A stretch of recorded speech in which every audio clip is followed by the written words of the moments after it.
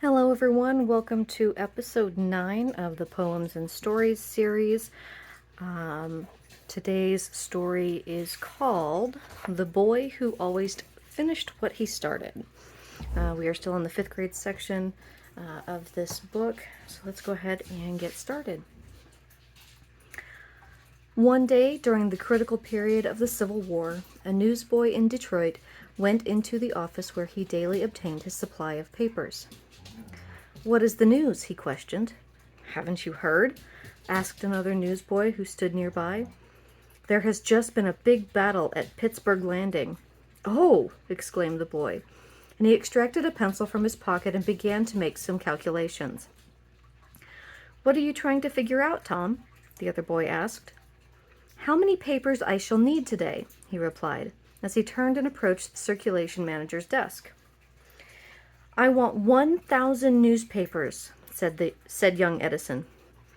The circulation manager of the Detroit Free Press looked in amazement at the freckle-faced lad who made this astonishing request. "Have you the money?" he asked.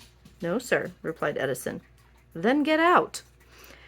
The boy went directly upstairs to the office of the publisher. "I want 1,500 papers, Mr. Story," said the boy. Then he explained that the people along the line of the railroad where he had a run as train newsboy would be eager to get the news of the Battle of Pittsburgh Landing. "Can you pay for them?" asked Mr. Story. "As soon as I sell them," answered the boy. Mr. Story wrote something on a slip of paper, and the boy took it down to the circulation manager. 1,500? growled the man. "I thought you only wanted 1,000. "Oh, I thought I might as well be refused 1,500 papers as 1,000, grinned the boy. And that is the spirit that helped Thomas Edison, the world's greatest inventor, to success. Tom Edison knew that the people along the line would be anxious to hear the news.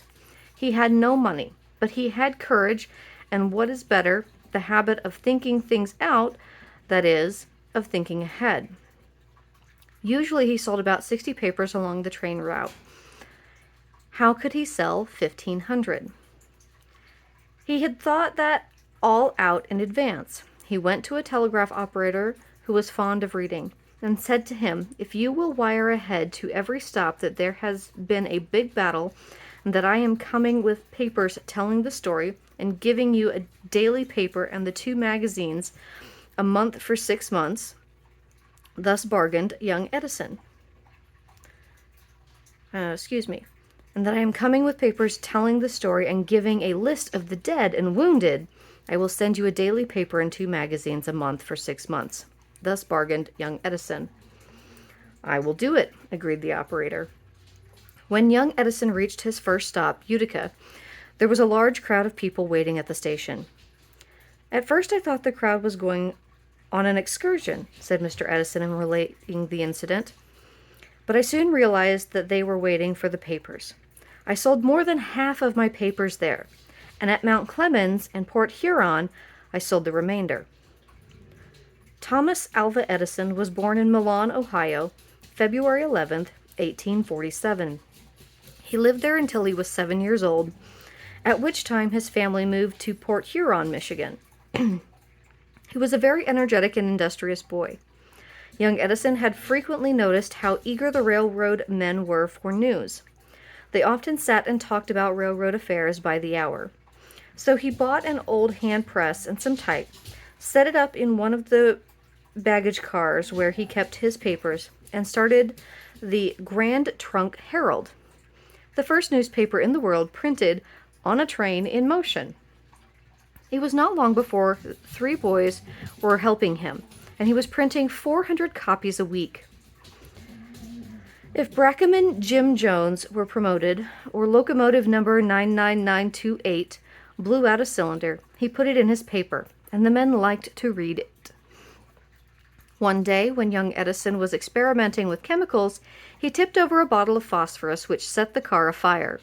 He put the fire out, but the conductor, who disliked him, threw off his printing press, chemicals, and papers at the next stop, and boxed his ears so hard that he became deaf. One day, a few weeks later, The little 2-year-old son of the telegraph operator at Mount Clemens was sitting in the middle of a track down which a string of cars were being shunted. Instead of shouting and frightening the baby, young Edison jumped from the baggage car door where he was standing and caught up the baby just in time to save him. "I am a poor man," said the telegraph operator, "but you are welcome to the few $100s I have saved." "I do not want your money, but I would like to have you teach me how to send telegraph messages," replied young Edison. In 2 months' time, Thomas Edison became a capable telegraph operator. With only $1 in his pocket, he reached New York City, looking for work. 3 nights he slept on park benches. One day he went without food. While he was in the office of a gold and stock indicator company, the stock ticker stopped and there was great excitement. He said, "I think I can fix it for you." He opened the ticker, lifted a loose contact spring that had fallen between the wheels, and it started again. Just as he did this, the man who had a big interest in the ticker service saw him. "We are having trouble with this service. If you can keep it going for us, I will give you $300 a month," he said. "I was amazed when I heard this," Mr. Edison said later, "but I remained calm and agreed to do it, demanding an advance in good faith. I really did not want it for good faith, but for food, as I had not eaten for nearly 30 hours. Mr. Edison learned why the ticker would not work well and improved it, securing a patent. When the company asked him for how much he would sell it, he thought of asking $5,000.